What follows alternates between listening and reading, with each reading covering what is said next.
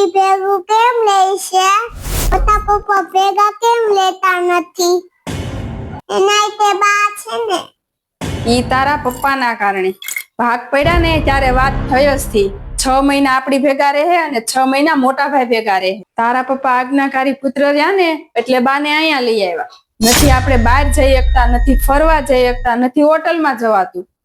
તારા મોટા પપ્પા તો જલસા મારે છે, જલસા, અને આપણે અહીંયા બંધાઈ ગયા છે.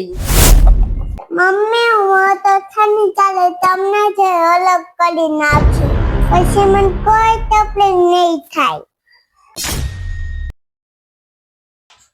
મેં તને કેટલી વાર કીધું, બાળકો જ્યારે બેઠા હોય ને ત્યારે બિનજરૂરી વાતો નહીં કરવાની.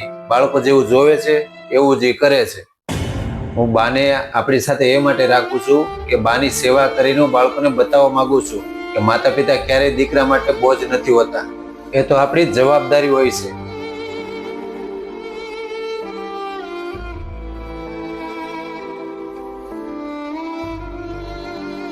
ઘર ત્યારે જ ઘર બને છે જ્યારે નાનાને પ્રેમ અને મોટાને માન સન્માન મળે.